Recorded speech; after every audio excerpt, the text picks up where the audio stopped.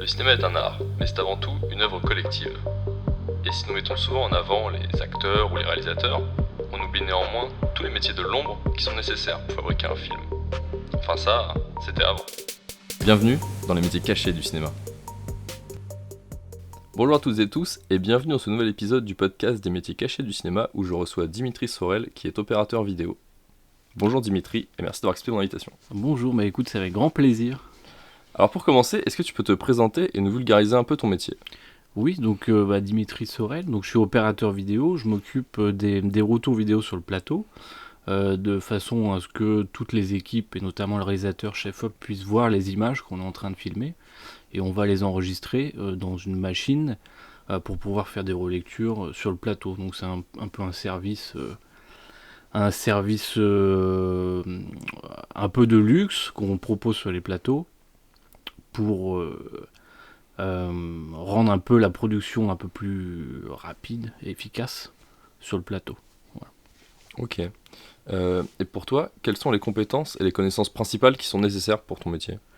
Déjà, je pense qu'il faut avoir une petite connaissance du plateau, donc un petit peu d'expérience sur comment se déroule un tournage de fiction, parce que c'est quand même très orienté fiction, et des connaissances techniques sur la vidéo, donc comment on transmet un signal vidéo, quels sont les différents formats, etc.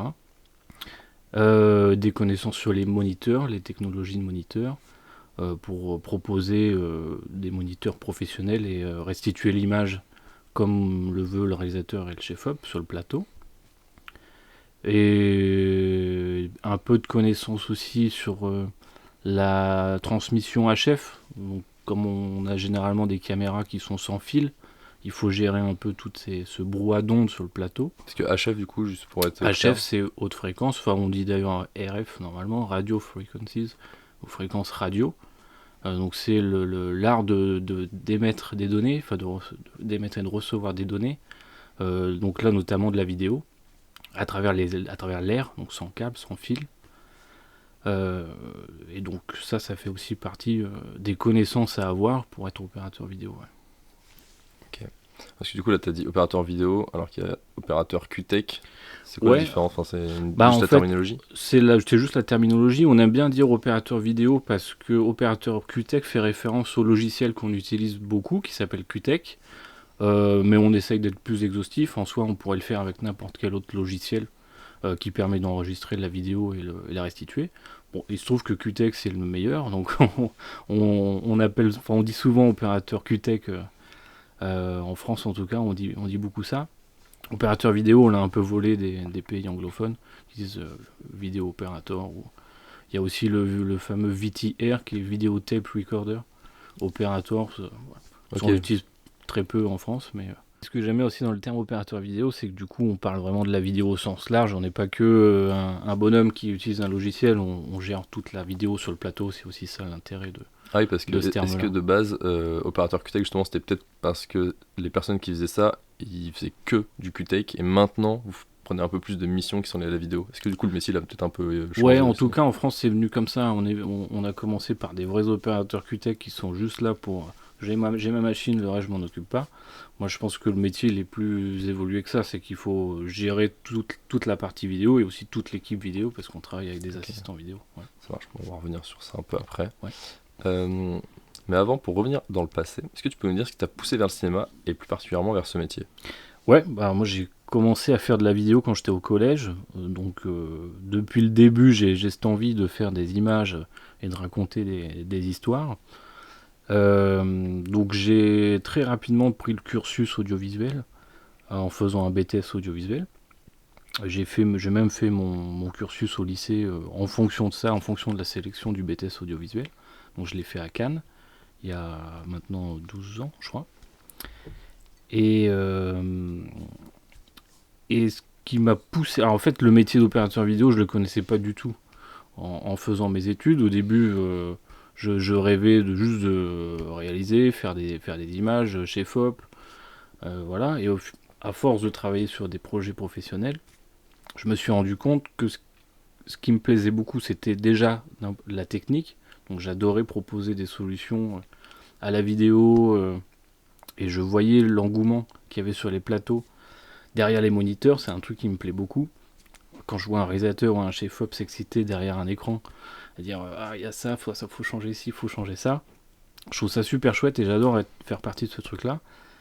Et donc très rapidement, j'ai dévié vers ce service à la vidéo pour être dans cette énergie-là et être l'outil derrière qui permet de revisualiser les prises et de voir les films se construire derrière le moniteur. Parce que c'est finalement là où tout se joue. Ouais. Mais du coup, comme il n'y a pas d'études pour ça, t'as commencé en faisant autre chose à aller sur le cinéma dans J'ai commencé, au début j'ai commencé comme je pouvais, c'est-à-dire que j'ai fait de la machinerie, j'ai fait de la lumière, et à force de découvrir les métiers, donc me suis penché vers la caméra, j'ai fait de l'assistant à caméra pour être aussi plus proche de l'image, de la création de l'image avec le chef-op. Et en tant qu'assistant vidéo, parce que ce sont les troisièmes assistants caméra qui font la vidéo, qui faisaient, on espère que ça va changer. Et du coup, non, il n'y a pas d'études pour ça, c'est vraiment sur le terrain, c'est l'expérience du plateau en fait qui fait évoluer, qui moi en tout cas m'a fait évoluer vers ça. Et à l'heure actuelle, c'est toujours pareil, il n'y a aucune formation qui existe, enfin même juste une formation de, je sais pas, quelques mois ou quelques semaines. Alors, il y a une formation AFDAS pour l'instant qui existe, qui dure qu'une seule journée sur le logiciel, mais elle est très intense et en une journée, on n'a pas le temps de tout voir, c'est un peu pour dégrossir, voir que ça existe, en gros. Mais pour l'instant, non, il n'y a pas de formation. Après, ça fait partie des choses que moi j'aimerais bien développer, justement, parce que j'ai envie de partager un peu ce savoir, ouais. Mais à ma connaissance, non, il n'y a pas grand-chose qui existe sur ce métier en formation. Ouais. Parce que c'est un métier quand même assez récent, un peu comme du coup j'ai déjà interviewé des DIT, et c'est un peu pareil, quoi. C'est né peut-être en même temps. Est-ce que ça vient de base, enfin d'où ça vient? Est-ce que c'est des pays anglo-saxons, les US? Oui, le logiciel n'est pas américain, mais je pense que la demande vient forcément des gros tournages. Dans une idée d'efficacité sur le plateau, c'est-à-dire que aux États-Unis, c'est beaucoup plus industriel leur façon de travailler et ils ont besoin d'aller vite. Et le QTech répond énormément à cette demande, c'est-à-dire qu'on peut très rapidement relire les prises de n'importe quel jour, n'importe quelle séquence en 2 secondes, revenir au live, ça va très très vite, quoi. Et donc c'est né de ça. C'est né aussi assez proche avec les DIT qui ont aussi ce truc un peu d'expertise sur le plateau pour aller plus vite. Ils font de l'étalon en direct, donc c'est aussi un moyen d'aller plus vite. Donc ça va dans cet ensemble-là, ouais. Et tu dirais qu'il est né il y a combien de temps? Depuis quand il est implanté en France, ce métier? Je sais même pas s'il est encore bien implanté, pour être honnête. Ça commence encore à venir. Je pense qu'on a la chance d'avoir un peu les plateformes Apple, Netflix, etc. Qui font leur production en France ou qui font des productions américaines qui viennent tourner en France. Et du coup, les équipes françaises commencent à se familiariser avec ce poste-là. On a que des bons retours. C'est génial, ça va vite, ça change tout pour eux. Mais je pense que ça commence tout juste à venir, quoi. Le poste d'opérateur vidéo n'existait pas vraiment avant. On utilisait plutôt le QTech ponctuellement pour faire des VFX ou des demandes, des plans particuliers, mais jamais sur toute la longueur d'un film, comme on pourrait faire maintenant. Ouais. D'accord, donc là, des fois il arrive que tu restes pendant tout le tournage, du coup? Ouais, maintenant on fait des jobs où on est là du début à la fin et on suit vraiment toute la production du film. Ouais. Ok. Et donc du coup, pour rentrer un peu plus dans le métier, en soi justement, comme tu as parlé, les DIT, troisième opérateur assistant caméra. Ouais. Et en effet, c'est quoi les différences concrètes? Parce que là, dans ce que tu me dis, j'ai l'impression que ça ressemble aussi un peu à data manager chez les DIT, enfin le poste data manager, il y a un peu ce côté où il y a de la data, où ça s'occupe des retours vidéo, etc. Du coup, ça a l'air de mixer un peu en effet DIT et troisième assistant vidéo. Alors ouais, c'est un petit mélange, c'est vrai que ça peut être confusant. Alors après le data manager pour le coup, je trouve que c'est différent, lui il va vraiment gérer les rushs de la caméra, les rushs natifs, donc la sécurisation des rushs et la transmission de ces données au labo, etc. Alors que nous on fait vraiment que du plateau, on n'a pas gestion de rush ou de suivi avec la post-prod, où ça arrive de temps en temps, mais c'est plutôt rare. Nous, on va plutôt être tanké avec la mise en scène, avec le réalisateur, la réalisatrice, tandis que le DIT va plutôt travailler avec le chef-op sur le traitement de l'image. Donc c'est un peu comme ça que moi je fais la différence DIT et opérateur vidéo. Le DIT c'est de l'image, l'opérateur vidéo c'est plutôt de la mise en scène. On travaille beaucoup plus dans le suivi des séquences, du jeu des comédiens, voilà, des bonnes prises, etc. Et du coup, par rapport au troisième assistant caméra qui faisait un peu ça, justement, ce travail de fournir les écrans, parce que du coup, c'est un peu ce que tu fais. Enfin, si tu peux nous résumer un peu, tu vois, toutes les missions que tu fais. Ouais, bah c'est vrai que le troisième assistant caméra, c'est quand même c'est un poste avec un salaire très minimum, c'est-à-dire que c'est un poste qui est réservé normalement pour les gens qui débutent dans la caméra. Qui va être responsable des batteries, enfin responsable, c'est plutôt le second, mais en tout cas il va prendre en charge cette charge-là. Là où avant il s'occupait des moniteurs, aujourd'hui il y a des plateaux où on a quand même beaucoup de moniteurs, on a des workflows qui peuvent être compliqués avec un DIT qui fait du live grade, etc. En fait ça devient trop complexe pour une personne qui débute. Et puis de toute façon un troisième assistant caméra au prix où il est payé, on peut pas lui demander de tout connaître sur la vidéo, donc ça demande pour moi de la compétence, et la compétence mérite le salaire. Voilà, c'est ça que je voulais dire en ayant touché le micro. Ok, et du coup justement, est-ce que tu peux en dire un peu plus sur ce fameux logiciel QTech? Qu'est-ce qu'il fait concrètement, comment tu le mets en place, comment ça se passe, tu vois? Ouais, le logiciel QTech c'est assez simple, on l'installe sur un ordinateur, un Mac. On a des cartes vidéo pour pouvoir enregistrer les signaux vidéo des différentes caméras. Et on va enregistrer tout ça sur un disque qu'on a en interne. Et le logiciel va... Enfin, c'est pas le logiciel qui va nous les trier, mais c'est nous qui allons trier dans le logiciel tous les plans, tous les prises et toutes les séquences. On va les ordonner dans notre base de données et on va être capable de les ressortir à la demande très rapidement sur les moniteurs du plateau. Ok, donc en input, c'est toutes les caméras, et l'output, c'est genre tous les écrans. C'est vous qui... Ouais, c'est ça. On va D'accord. faire rentrer les signaux dans un sens et on va les faire ressortir. On peut aussi traiter l'image. C'est-à-dire s'il y a besoin de l'inverser, de la mixer, s'il y a besoin de l'agrandir, de zoomer pour vérifier des choses dans l'image. S'il y a besoin de faire une incrustation de fond vert, on peut le faire. Oui, d'accord, il y a aussi un aspect un peu VFX à l'intérieur de Ouais, ça, mais peut-être tout à fait. un peu comme ce que font les DIT avec en pré... Prévisualisation, ouais. Oui, mais je veux dire en pré-étalonnant. Oui. Là, c'est pareil, tu peux pré-VFXer, enfin Ouais, montrer tout à un fait. pseudo. Ok. Juste Ouais. pour qu'ils aient une vue de ce que ça pourrait être une fois que ça sera passé au VFX en mieux, quoi. Mais là, du coup, ça leur donne une première... Exactement, ouais, c'est ça. D'accord. Typiquement, ce sont par exemple les multipasses. Ça arrive très souvent qu'on tourne sur un plan fixe ou un plan qui est contrôlé par un robot. On va tourner plusieurs fois, par exemple pour doubler un comédien, de faire en sorte qu'il soit affiché plusieurs fois, doubler de la foule, enfin dupliquer de la foule. Ça c'est assez courant et on peut le prévisualiser du coup avec QTech, quoi. Ok, mais c'est-à-dire que donc d'abord tu fais la prise, ensuite tu fais le petit agrandissement de foule par exemple, Ouais. et là tu balances pour prévisualiser sur les écrans, mais c'est pas Exactement. en live non plus, il y a quand même ce côté... Si, on peut le faire en live. Ah, tu peux le faire en live. C'est ça qui est intéressant. S'il faut recaler de l'action, par exemple, si un comédien doit interagir avec son double, on peut lancer la prise précédente pendant la prise pour voir si le comédien joue correctement. Donc en avec fait, tu sa prends, prise tu précédente. prends la caméra actuelle, ce qu'elle filme, plus tu rajoutes le truc d'avant, prise d'avant. et ça sur les écrans, du coup tu vois Ouais. les deux comédiens qui interagissent ensemble, alors que du coup il est tout seul dedans. Ouais. Ah oui, d'accord, en live, ah oui, ça Ouais. c'est fou, ok. Ah ouais. Et donc du coup, instantanément, on sait si ça marche, si le rythme est bon, etc. Ok, mais par contre, du coup, on est d'accord que toi, c'est regardé chez toi, mais ça n'empêche pas que le rush RAW, quand le final, il est sur la carte SD de la caméra qui lui sera pris. Ouais, évidemment. Moi, c'est vraiment un record parallèle à la caméra. Je touche pas du tout au rush de la caméra, ça c'est le DIT et le data manager justement qui s'en occupe. Moi j'y touche pas, c'est vraiment une copie de mon côté. du flux vidéo qui arrive en sortie vidéo de la caméra, vraiment, ou qui vient du DIT quand il y a un étalo qui est fait en direct.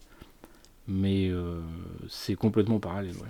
Ah oui, du coup, comment ça se passe en effet si le DIT fait son pré-étalonnage et que toi, du coup, tu veux afficher, genre, enfin, c'est possible d'afficher l'image pré-étalonnée en live, enfin, tu peux faire des mix comme ça de. Ouais, je fais toujours en sorte d'afficher, de montrer ce que fait le DIT. C'est-à-dire que le but principal, ça reste ça, c'est que lui travaille l'image, il reçoit son image en log, il va la traiter, et moi je vais faire en sorte de le montrer à tout le monde, que ce soit la version la plus proche de la version définitive possible, quoi. Et du coup, est-ce qu'on peut imaginer enfin, je sais pas, peut-être dans le futur ou quoi, un mix, un métier, parce que au final, c'est quand même des métiers un peu proches, qui gravitent beaucoup autour l'un de l'autre, DIT et opérateur vidéo. Est-ce que tu penses que tu vois, il y a un truc qui va se mixer ou alors au contraire ça va peut-être encore plus se segmenter? Est-ce qu'on peut Non, imaginer un DIT qui fait un peu opérateur QTech aussi par exemple, tu vois? bah, justement, je pense qu'en France, il y a plein de DIT qui maîtrisent très bien le logiciel QTech. Et il y en a qui le font très bien, bah voilà, pour pouvoir juste se faire des playbacks, etc. Parce que c'est un outil de travail qui est quand même super. Moi, je pense au contraire, c'est la division qui va faire la force sur le plateau. Bah, un peu comme je disais, c'est-à-dire que le DIT, du coup, va vraiment être dédié au chef-op et à l'image, et l'opérateur vidéo à la mise en scène. En fait, c'est vraiment deux personnes physiques qui vont travailler en parallèle pour des personnes différentes sur le plateau. C'est en ça que je trouve le scindage intéressant. Là où une seule personne pourrait pas donner de la tête à tout le monde, notamment Réal chez FOP qui des fois demande en même temps des choses différentes, quoi. Ouais. Est-ce que tu trouves que ton métier il a changé entre tes débuts et maintenant, même si ça fait pas des années non plus que tu fais Bah ça? ouais, je trouve qu'il évolue dans le bon sens pour l'instant. C'est-à-dire que là où on était appelé que ponctuellement, comme on disait tout à l'heure, maintenant on est appelé sur toute la longueur des productions. Donc je pense que les gens, donc les techniciens, les producteurs prennent conscience de l'importance d'avoir quelqu'un dédié à la vidéo sur le plateau. Donc je pense que c'est en ça que ça évolue. Il y a aussi les technologies qui évoluent un petit peu, comme la transmission HF, on a la transmission par fibre optique. Enfin, en fait, selon l'ampleur des plateaux, on a besoin de récupérer les signaux des fois à des endroits un peu compliqués. Soit parce que il y a de la distance, soit parce qu'il y a des murs épais comme pas possible et qu'on ne peut pas transmettre par les ondes. Ouais. Et du coup, on arrive là-dedans pour trouver des solutions. Des solutions, on essaye de développer des solutions pour essayer de récupérer à tout prix les signaux des caméras. Là où avant on se disait bah tant pis, on s'en fiche, on fait revenir la caméra, on refait une relecture depuis la caméra, ce qui est une perte de temps monstrueuse pour la production, quoi. Ok. Oui, bah, comme tu as dit tout à l'heure, de toute façon ton métier il est inventé pour optimiser finalement ouais, tout le Exactement. flux de travail, quoi, tout le workflow. Ouais, c'est un gain de temps monumental pour la production. Maintenant, il faut que les producteurs s'en rendent compte de ça, mais ce poste-là, c'est un gros gain de temps pour la production. Ouais. Ça sert toutes les équipes, énormément d'équipes s'en servent. On a d'ailleurs un service de streaming. En général, avec QTech, on vient avec des antennes Wi-Fi qu'on dispose sur le plateau. Du coup, n'importe qui peut regarder sur son iPad les retours images. Ouais. Donc, il n'y a plus. C'est plus chacun son tour vient voir un par un derrière le moniteur, etc. Ou ne voit pas du tout. Là, maintenant, n'importe qui peut voir ce qu'on fait. Donc, on va beaucoup plus vite en faisant comme ça, quoi. Je pense à la mise en scène qui doit caler la figuration. Un très gros plan large, il peut se promener sur le plateau avec son iPad, dire toi tu vas là, toi tu vas là, toi tu fais ci, toi tu fais ça. Et Tu ça, vas du coup, beaucoup c'est plus vous vite. qui gérez ça, l'installation Ouais, enfin la mise à disposition de ce lien, etc. ouais, tout à fait, Ok. ouais. Est-ce que tu peux nous en dire un peu plus sur ton évolution professionnelle? Bah ouais, comme je disais tout à l'heure, du coup, moi j'ai commencé en faisant la machinerie, un peu d'électro, toujours dans la lumière, puis très rapidement de la caméra, comme troisième assistant caméra, comme second assistant caméra, comme premier assistant caméra aussi. Et, euh, et très rapidement, je me suis rendu compte que ce qui m'intéressait le plus, c'était quand même tout ce qui était technique. Plus c'était geek, plus ça me plaisait. Donc je cherchais toujours à bidouiller pour essayer de trouver des petites astuces, des petites solutions. Et donc j'ai fait un peu de data manager, un peu d'IT aussi. sur certains projets. Et puis très rapidement, je me suis dit que la vidéo, ça restait le truc principal à développer. En France, on est très en retard là-dessus. Voilà, on lègue toujours cette section, ce département à soit un stagiaire, soit un troisième assistant caméra, alors qu'on pourrait développer vraiment toute une équipe, tout un département à part entière. Et donc la vidéo, ouais, voilà, il y avait tout à développer. Euh, et justement, le développement, enfin toute la vision que j'ai de la vidéo, moi, m'a donné envie aussi de monter ma boîte, donc qui s'appelle Playback Video Assist, qu'on a monté avec Jordan Lassalle, qui est aussi opérateur vidéo. Et via cette boîte, on a, on a pu mettre en place un peu toutes les idées qu'on avait sur le plateau. C'est-à-dire qu'on se retrouvait toujours dans des cas de figure, on se disait mais attends, on n'a pas ça, alors si on avait ça, on pourrait faire ci, on pourrait leur proposer ça. Si on avait, je sais pas, de la fibre optique, on pourrait aller chercher les signaux, là on serait tranquille, on pourrait transmettre les images à tout le monde serait content. En fait, on a pris un peu les frustrations de tout le monde sur le plateau, et puis on essaye de trouver des solutions pour qu'il n'y ait plus ces frustrations à l'avenir, et qu'il y ait toujours une image sur le plateau, c'est notre rêve, quoi. Ouais. Pour revenir un peu sur ton parcours, tu as travaillé sur des films très divers comme The Killer de David Fincher, Les choses humaines de Yvan Attal, Big Bug de Jean-Pierre Jeunet ou encore la mini-série Apple TV Franklin. Comment est-ce que tu abordes des projets aussi différents ? Euh, Eh bien, en fait, ça dépend vraiment des projets. C'est-à-dire qu'il y a des projets comme Les choses humaines ou Big Bug, où là, on va être appelé que une journée ou deux pour venir faire un plan très spécifique, qui va demander généralement un effet spécial qui est technique et compliqué à mettre en place. Donc là, dans ce cas-là, on va venir pour mixer et apporter un mélange vidéo qui va permettre de caler les choses sur le plateau. Donc là, on va travailler vraiment avec le superviseur VFX qui a ses demandes particulières, qui va nous contacter en amont et qui va nous dire, qui va nous expliquer le plan, qui va nous dire de quoi lui il a besoin pour pouvoir faire ce plan sur le plateau. Et il y a d'autres projets comme The Killer ou Franklin, où là pour le coup on est vraiment appelé sur toute la longueur du projet. Donc on n'est pas appelé pour faire un plan, mais on est appelé pour faire tout le suivi de la production. Et là, on a beaucoup plus de préparation à faire sur ces tournages-là. C'est-à-dire qu'on va vraiment préparer notre matériel, notre équipe, tout ce qu'il faut et toute la logistique avec la production, avec les différentes régies sur place, etc. euh, pour assurer la totalité du tournage. Donc c'est une beaucoup plus grosse préparation. Là où en VFX, on a juste besoin de la machine et on vient en supplément de ce qu'il y a déjà sur le plateau, donc c'est beaucoup plus simple. Quand tu viens pour une journée comme ça, c'est-à-dire que tu vas juste faire la fameuse prévisualisation VFX en gros, Ouais. pour montrer voilà ce que ça peut donner. Ok, c'est juste en fait, il y a besoin de ce logiciel pour qu'on soit sûr de tester pour peut-être faire différentes prises et voir qu'on garde celle-là qui ira vraiment au VFX quoi, mais au moins on sait un peu laquelle on va prendre. Ouais, c'est exactement ça. C'est venir sur place, on choisit une prise. Ça dépend de l'effet qu'il y a à faire évidemment, mais c'est vraiment ça, c'est se blinder, se dire voilà, ça sera telle prise, ça marche avec cette prise-là. On fait une petite maquette même pour voir si l'effet qu'on veut à la fin va marcher, sans forcément aller dans les détails. Mais c'est un moyen de se dire à la fin de la journée, ok, le plan VFX qu'on voulait faire, on peut le faire, quoi. Ok, oui, parce que comme c'est Ou des, je pas. suppose que ça coûte, ouais.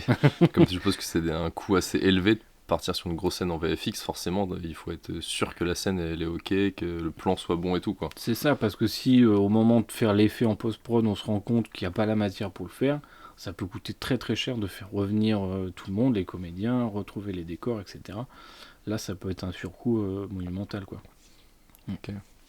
Et donc du coup, ouais, pour The Killer et Franklin, en effet, t'as été appelé pendant tout le tournage, et ça ressemble à quoi un peu tes journées? Une journée de travail sur ce genre de film, c'est qu'on arrive on arrive sur le plateau, on va faire des mises en place, donc on va voir un peu où va se passer la scène où sont les comédiens, etc. Et où vont être placées les caméras, au moins les axes principaux. Et à partir de là, nous, on va pouvoir installer tout notre matériel. Donc on va installer ce qu'on appelle le Video Village. Donc c'est un peu le sanctuaire du réalisateur. Ça va être une petite tente noire qu'on place hors champ, dans lequel il sera confortable, il sera assis devant ses moniteurs et il va pouvoir contrôler tous les flux des caméras en direct. Et on va installer du coup nos machines, que ce soit le DIT, l'opérateur vidéo avec le QTEC, etc. On va installer tout ça proche, de façon à ce qu'on puisse interagir aussi assez facilement avec lui, qu'il puisse nous parler, etc. Et puis après, on va lancer des répétitions. Donc là, on est là aussi pour assurer le record des répétitions, de façon à ce que lorsque la répète est finie, on puisse se la remettre en boucle et voir qu'est-ce qu'il faut qu'on change, qu'est-ce que chacun doit faire pendant la répétition. Et une fois que tout le monde est calé, là on peut lancer la première prise, enfin l'assistant réel va lancer la première prise, et puis c'est parti, on enchaîne sur le premier plan, et quand on change de plan, on voit s'il faut bouger le vidéo village ou pas. En général, on essaie de trouver une position qui marche un peu pour toute la scène. Si jamais il faut le bouger, on rebouge. Et puis on fait le suivi comme ça de toute la séquence en remontrant par exemple le master, comme on dit. Donc c'est la prise principale qui fait un peu foi sur la séquence pour recaler les comédiens où il faut, les bonnes répliques au bon moment, les bons gestes au bon moment, etc. Ça c'est notamment la script qui va beaucoup nous solliciter là-dessus pour vérifier ces raccords sur les autres plans à faire pour la séquence. Et puis séquence terminée, on passe à la prochaine, ou alors on a fini la journée, on remballe, et on recommence le lendemain. Et du coup, toi, t'amènes quoi concrètement comme matériel? Et concrètement, nous on amène tous les moniteurs, on essaie de les mettre sur des roulantes pour que ce soit le plus simple, parce qu'on est toujours dans des décors en décor naturel comme on dit, donc c'est des décors qui sont pas faits pour accueillir de l'équipement technique, donc il faut qu'on soit assez léger et mobile. Donc des moniteurs, le QTEC, on va avoir des roulantes d'accessoires pour pouvoir ranger tous les petits moniteurs, tous les câbles, tous les petits accessoires des moniteurs, les batteries, des systèmes comme la fibre optique, les systèmes de transmission sans fil, HF, et voilà quoi. Donc et voilà, c'est à peu près tout, hein. Donc on gère tout ça. Ça peut vite grimper en proportion déjà. Ok, donc oui, c'est vous qui amenez tous les moniteurs, du coup, mais Oui. uniquement les gros moniteurs, je suppose pas, justement les petites tablettes, les choses comme ça. Alors après, les tablettes, si on parle des tablettes d'iPad par exemple, ça chacun est plus ou moins autonome. Sur Franklin, je devais en avoir une dizaine de mon côté, mais le reste c'était l'équipe qui gérait le sien, parce que c'est aussi leur outil de travail.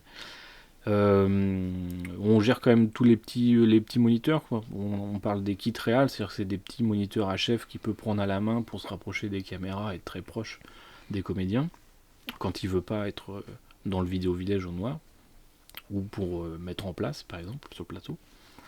Ça c'est nous qui gérons, ouais. Et donc du coup, c'est souvent le ou la réal qui vont te dire, bah voilà, remontre-moi telle prise, tel truc, c'est Ouais. directement... Ok. Il y a une communication directe avec le ou la réal sur le plateau. Ouais, c'est à la demande. Nous on écoute, on a des petits systèmes d'écoute quand on peut pas être forcément à côté d'eux. Donc on peut les entendre de loin avec des intercoms. Ils savent qu'on les entend et ils peuvent nous parler. Remontre-moi ci, remontre-moi ça, comment c'était. Des fois même on anticipe, ils ne pensent pas forcément à nous demander, mais ils sont en train de se poser une question sur telle ou telle chose. Nous, très rapidement, hop, on peut l'afficher, et ils sont là, ah oui, d'accord, merci, je vois, très bien. Ouais. Ok. Ah oui, et du coup, avant, ça marchait... Enfin, si vous voulez revoir une prise, ils faisaient comment concrètement avant que toi tu Il sois là? y a d'autres systèmes d'enregistrement, hein, le Pix, par exemple, c'est hyper connu, parce que c'est assez fiable. Le problème de ces enregistrements, c'est que une caméra par une caméra, donc il n'y a pas de synchro entre les caméras, et c'est pas très réactif non plus si tu veux aller très très vite. Alors pour relire la dernière prise ça va, mais quand il faut aller chercher quelque chose de loin, c'est quand même beaucoup plus compliqué. Et puis on peut pas tenir tout un film non plus dans l'enregistreur. Là où un QTEC, Quand je pars 6 mois, j'ai les 6 mois de rush sur ma machine et je suis capable de revenir 6 mois en arrière en 2 clics. Ouais. D'accord, ok. Donc c'est là toute la puissance du QTech. Mais c'était beaucoup moins pratique et puis c'est un enregistreur pour un écran, quoi. Là, Ah ouais, donc moi, c'était vraiment toute une organisation de relire la prise d'hier, ça devait être c'était toute une tout un truc. organisation qui faisait que souvent on dit bon tant pis, on va la refaire plutôt, ça va aller plus vite. Ah ouais, Ouais. ok. Est-ce que selon les films, le ou la réal est plus ou moins présent avec toi, ou est-ce que des fois, justement, ils sont très proches et ils te demandent beaucoup, il y a beaucoup d'interactions, ou des fois, bon bah non, t'es plus un rôle un peu passif, comme on disait, tu back up si besoin, mais des fois t'es pas trop appelé, quoi. Ouais, totalement. Je trouve il y a un truc de trouver sa place. Ça se joue un peu sur les premiers jours quand on connaît pas le réalisateur. Euh, oui, il y a des réalisateurs qui sont beaucoup plus demandeurs de playback et de vidéo au sens large. D'autres s'en fichent totalement ou n'en ont pas besoin plutôt. C'est-à-dire des fois, ils vont juste être avec des kits réels sur le plateau. Ils vont même pas regarder les images en grand. Ils vont faire confiance à son chef-op. Et ils ont vu la prise, ils l'ont en tête, ils n'ont pas forcément besoin de revoir. Donc ça dépend. Après, je pense que c'est aussi le rôle de l'opérateur vidéo de proposer son service dès le début, de montrer qu'est-ce qui est possible de faire. Et des fois, ça peut changer un peu la donne de un réalisateur qui ne connaît pas trop, surtout en France, ils connaissent pas tous ce poste-là. Si on leur montre dès le début, t'as vu, tiens, je peux te remontrer ça, je peux te montrer ci. Certains peuvent prendre goût et changer aussi leurs habitudes, ça m'est arrivé. D'accord. Et du coup, d'ailleurs, tu parlais de faire le tri, parce que tu reçois tous les rushs, un peu Ouais. machin.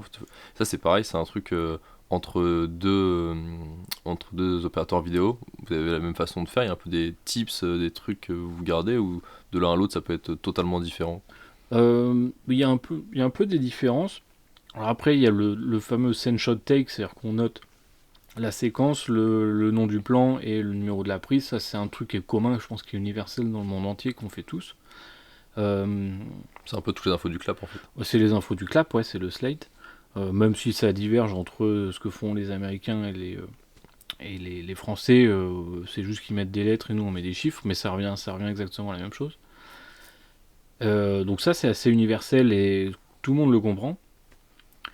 Après on a d'autres moyens de trier nos rushs, on peut mettre des notes, on peut trier nos scènes par valeur de plan, on peut trier nos scènes par comédien qui est dans le plan, enfin on peut faire plein de choses dans QTech, et ça je pense chacun va travailler pour le coup comme ça l'arrange ça. Ouais. Ok.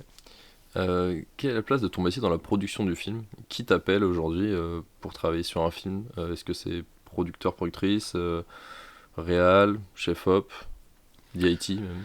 Ouais, c'est un peu. Alors, des fois, c'est un peu les DIT. C'est aussi encore beaucoup les premiers assistants opérateurs parce que c'est eux qui construisent l'équipe image avec la production en amont. Premier assistant opérateur, c'est premier assistant vidéo ou premier assistant réal? Non, premier assistant opérateur de prise de vue, donc le premier assistant en caméra, Qui fait de caméra, ok. ouais, qui est le plus proche du chef-op, avec le DIT aussi qui est très proche.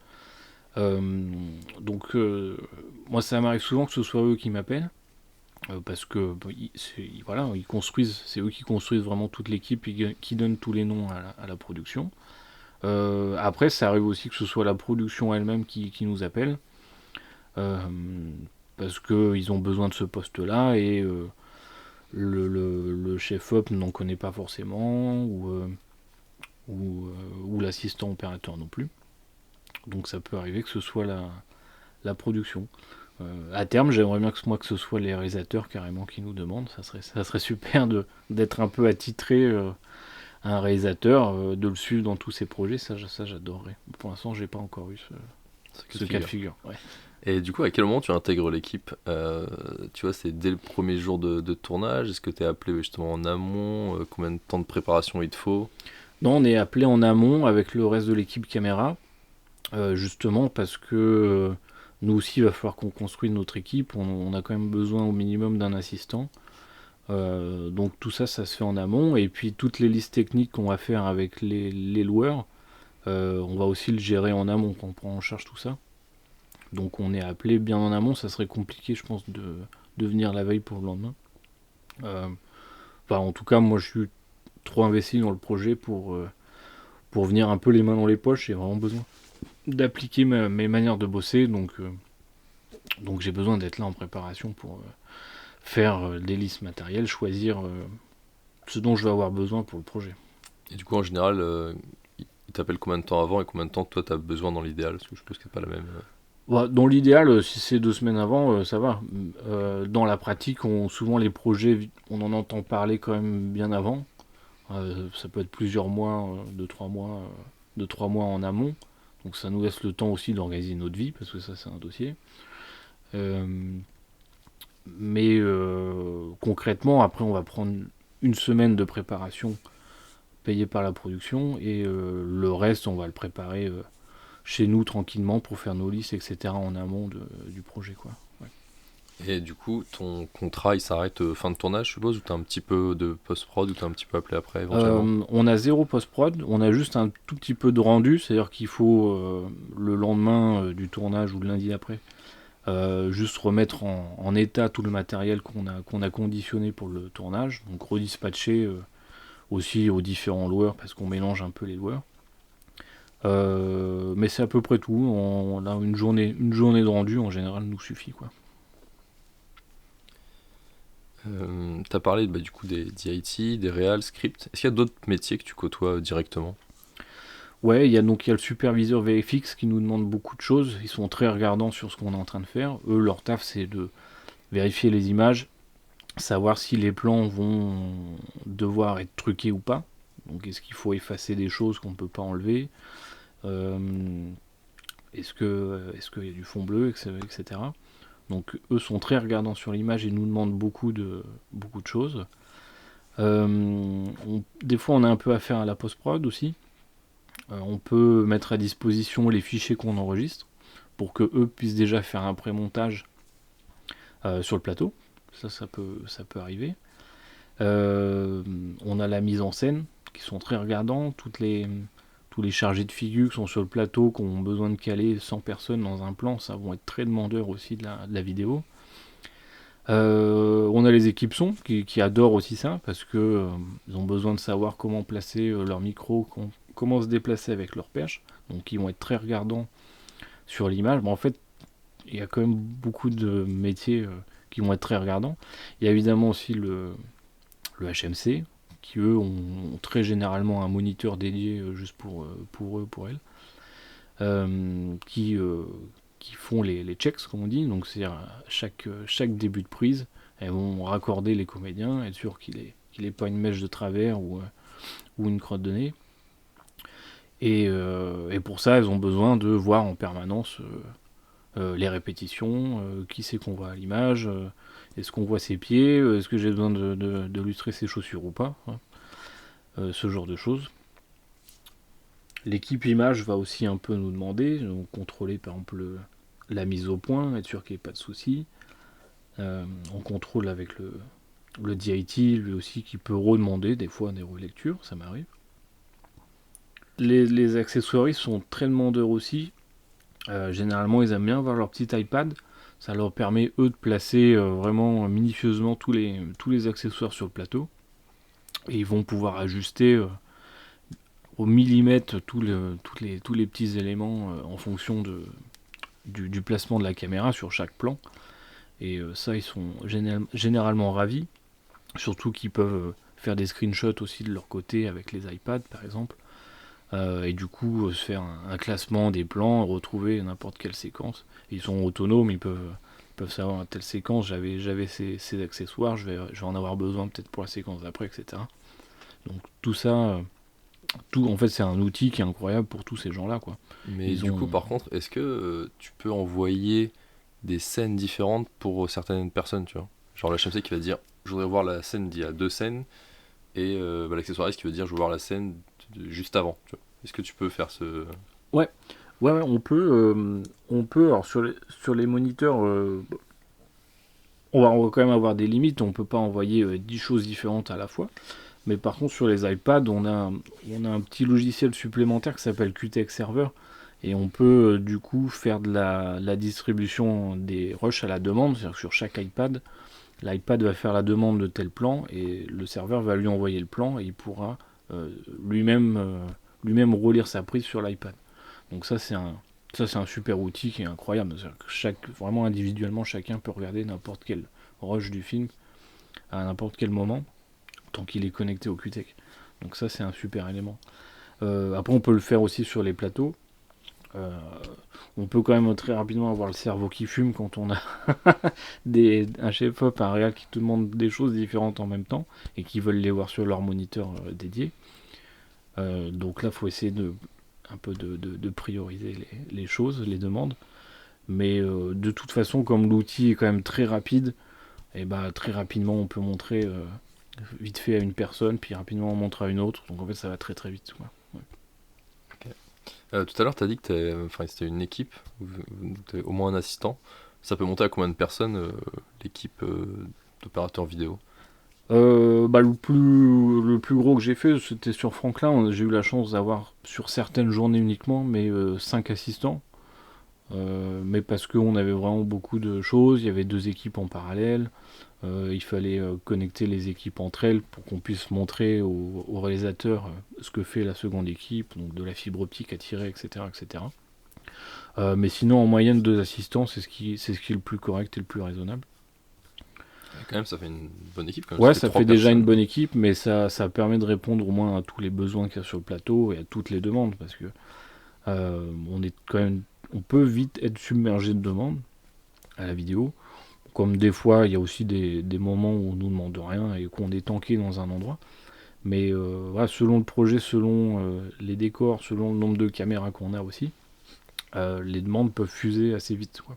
Et du coup, ils font quoi les assistants? Parce que je suppose qu'il n'y a qu'un seul ordi quand même, il n'y a qu'un seul logiciel qui renvoie, etc. Du coup, c'est quoi le travail d'assistanat, d'opérateur vidéo? Le travail donc de l'assistant vidéo, ça va être dans un premier temps d'assurer la réception de toutes les caméras. Donc c'est-à-dire qu'il va falloir qu'il gère tous les systèmes HF des caméras, le placement des antennes sur le plateau, et le câblage de tout ça, avec la gestion des batteries évidemment. Donc ça c'est la première mission. Et la deuxième mission, ça va être de placer tous les moniteurs. Donc il y a quand même pas mal de manutention à faire. Câbler les moniteurs, être sûr qu'ils soient réglés comme il faut pour l'environnement. Gérer les batteries de ces moniteurs là. Voilà. Et gérer un peu, comme je disais, des systèmes comme la fibre optique. Là, parce qu'il y a une caméra qui est à 300 mètres et il va falloir qu'on tire un câble. Donc, il faut penser à ce passage de câble, que ce soit pas dans le champ, que ça passe pas sur la route. Enfin, il y a pas mal de logistique à faire à ce niveau-là. Et ça peut être aussi de l'anticipation, c'est-à-dire que sur le plan d'après, on sait qu'on va devoir déplacer le vidéo village. Peut-être que l'assistant vidéo peut pré-câbler des choses, c'est-à-dire que dès qu'on a l'ordre de bouger, on peut se débrancher, laisser les câbles sur place, se déplacer et rebrancher avec les câbles qui étaient préparés. Donc comme ça, on gagne un temps fou sur les déplacements. Et notre mission, c'est qu'il y ait le moins de temps possible avec des écrans noirs. On essaie toujours de donner une image le plus tôt possible. Et l'armée de soldats qu'on a d'assistants permet justement d'aller très vite, quoi. En soi, on pourrait se débrouiller tout seul, mais on le ferait en 5 fois plus de temps si on devait le faire tout seul. Ouais, surtout que des fois, un plateau, ça peut être assez grand, donc s'il y a vraiment des moniteurs vidéo partout... Tout à fait. Il y a toute cette logistique-là. Les camions sont à perpète. On va faire 5 allers-retours au camion pour aller chercher le matériel. Tout ce temps-là, si on n'a pas d'assistant, c'est du temps où la machine, le QTech est tout seul. Un QTech qui est tout seul sans opérateur, ça sert à rien, quoi. Donc il faut que l'opérateur vidéo soit toujours présent à sa machine pour à n'importe quel moment répondre aux besoins des gens sur le plateau. Donc il faut forcément des assistants vidéo derrière pour assurer la manutention et le câblage de tout ça, quoi. On parlait aussi des antennes Wi-Fi à placer. Voilà, tout le service, il est proposé comme ça. Ah oui, c'est vrai qu'en effet, des fois tu dois amener des répéteurs Wi-Fi, des choses comme ça, parce que si c'est très grand, il faut quand même que toutes les ondes se diffusent. Et ça d'ailleurs, il n'y a pas de notion de configuration, genre la caméra, quand elle envoie son signal vidéo, il n'y a rien à configurer pour que le signal vidéo soit bien capté, bien répété, etc. Il y a quand même des... Ah ouais, il y a plein de petites choses à savoir sur la transmission HF, hein, que ce soit les fréquences, les puissances d'émission, le placement des antennes aussi, ça c'est assez spécifique. Et il faut bien comprendre tout ça, comprendre l'environnement, sachant qu'on n'est pas les seuls. Il y a les électros, il y a le son, il y a les SFX, enfin tout le monde ramène ses petits gadgets électroniques, tout le monde émet des ondes, et il faut réussir à coordonner tout ça pour que tout puisse fonctionner sur le plateau, et chaque décor et chaque séquence va avoir une configuration différente.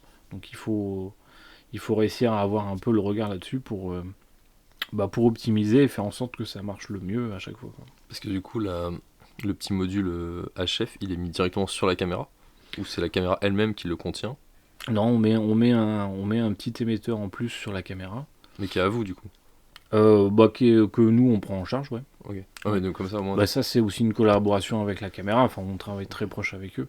Ouais, comme ça, Ils je veux le dire, gardent tout le temps. Ok, mais voilà, mais ce que je veux Ouais. dire, c'est que au moins, tu connais tout le parcours de... Enfin, tu branches ça, et après, tu sais que ça, c'est... Enfin, tu peux déjà même le configurer tout en amont, après, ce sera juste à brancher la caméra, et ce sera bon, normalement. Ouais, c'est Et peu importe exactement le ça. type de caméra, tu sais que ça marche. Ouais, tout à fait. On laisse toujours, on a toujours un émetteur dédié par caméra, on les laisse toujours à demeure sur la caméra. On s'amuse pas tous les matins à refaire nos configurations, ça c'est sûr. Les seules choses qu'on peut changer éventuellement, ça peut être les fréquences, par exemple. Si jamais on a des soucis sur certaines fréquences, on va adapter ça pour essayer de mieux capter ou de s'éloigner des interférences. Euh, mais quotidiennement, une fois que c'est paramétré, ça roule quand même de manière globale. Ouais. Quelle a été pour toi là où les choses les plus challengeantes que tu as vécues sur un projet?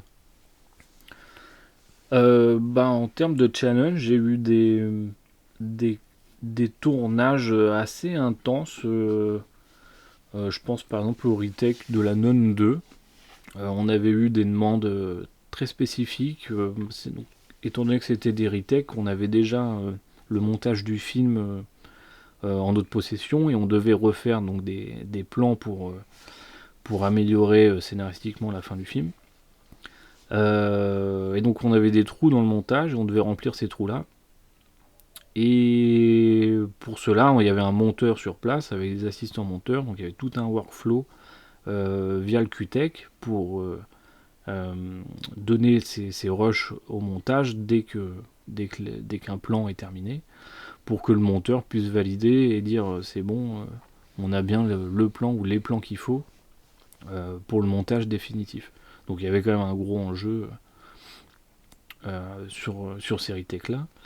Et il y avait quand même beaucoup de monde, beaucoup de moniteurs, beaucoup d'effets spéciaux.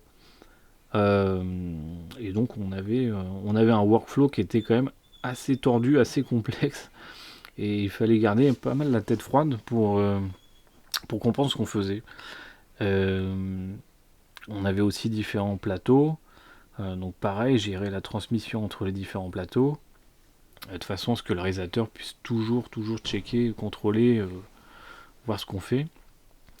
Et beaucoup de références aussi à transmettre sur le plateau, c'est-à-dire qu'en plus de gérer les flux vidéo des caméras, il fallait sans arrêt leur montrer des références de plans du tournage principal, pour que le chef-op puisse refaire exactement la même lumière, etc. Mais par contre, comme t'étais pas là, toi, au moment du tournage principal, du coup, t'as récupéré quand même tous les plans, etc. T'as pu tout récupérer? Alors, j'avais pas tous à ce moment-là, mais j'avais tout ce qui nous intéressait. Ouais. Donc ça, on a eu un gros travail en prépa aussi. Euh, ça passe par la post-prod qui doit nous faire des envois, des transferts euh, via Internet, donc on reçoit tout. On signe en plus des NDA très importantes parce qu'on a quand même en notre possession tous les rushs d'un gros film. Donc là, Warner Bros. Nous fait bien signer tout ce qu'il faut. Euh, donc ouais, on a une partie des rushs. Là, ce qui était intéressant, c'était surtout d'avoir le montage définitif du film. C'est quand même un grand luxe d'avoir ça sur le plateau, avec des trous ou des storyboards à la place des plans à faire. Donc ça c'était royal. Et voilà, puis grâce à ça, du coup, on a pu on a pu faire tous les plans qu'il fallait, et on en faisait quand même beaucoup. Un plan de travail assez chargé, c'est quand même 2 semaines de tournage pour pas mal de plans. Ouais. Quel a été le ou les meilleurs moments que tu as vécu grâce à ce travail?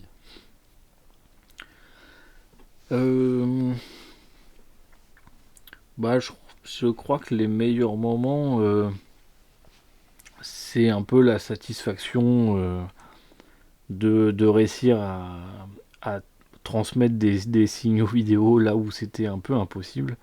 Donc c'est toujours satisfaisant. En fait, c'est quand tout roule et que ça a été compliqué pour toi, ça paraît anodin pour tout le plateau. Tout le monde se dit bah oui, c'est normal, on a l'image. Alors que pour toi, ça a été une grosse galère. tu as vraiment galéré à recevoir tous tes signaux, et du coup, c'est la satisfaction de se dire bah super, j'ai pu bosser, et ça s'est pas ressenti qu'on a galéré, donc c'est une bonne satisfaction. Donc ça fait partie des moments de plaisir que moi j'aime bien.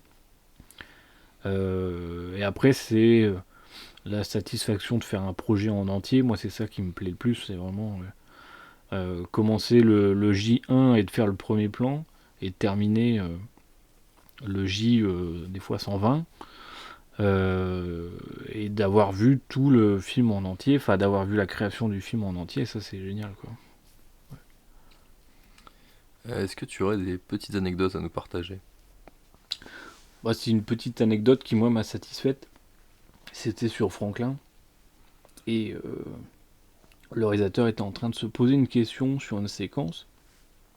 La script me donne le numéro de la séquence, et je pense que une demi-seconde après, je l'ai trouvé, je l'ai affiché sur le moniteur.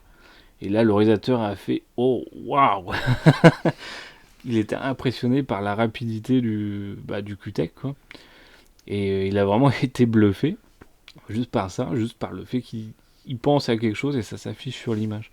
Et j'aime bien cette anecdote, j'aime bien la raconter, parce que je trouve que ça illustre super bien pourquoi on fait ce métier, quoi.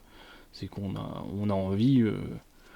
on a envie de ça, quoi, que ça soit rapide et que ça plaise aux gens qui créent les films, quoi. Quel autre métier du cinéma penses-tu n'est pas assez mis en avant et qui pourrait faire l'objet d'un prochain épisode? C'est le métier de SFX, donc Special Effects, qui vont charger de tous les effets spéciaux en direct sur le plateau. Donc c'est très artisanal, mais ils vont être responsables de la météo, des explosions, des étincelles, voilà, tout ce qui va participer un peu à l'ambiance du film et l'ambiance de chaque séquence. Et je trouve leur manière de travailler assez incroyable. Ils peuvent faire des choses assez bluffantes, et même à l'œil nu, c'est toujours satisfaisant de les voir travailler. Donc ça peut être un très bon métier à découvrir. Ok, super, trop bien. Et bien merci beaucoup Dimitri. Avec grand plaisir. Merci beaucoup d'avoir écouté cet épisode des métiers cachés du cinéma. S'il vous a plu, n'hésitez pas à vous abonner, mettre une note et un avis sur votre plateforme d'écoute préférée, et je vous donne rendez-vous prochainement pour un nouvel épisode.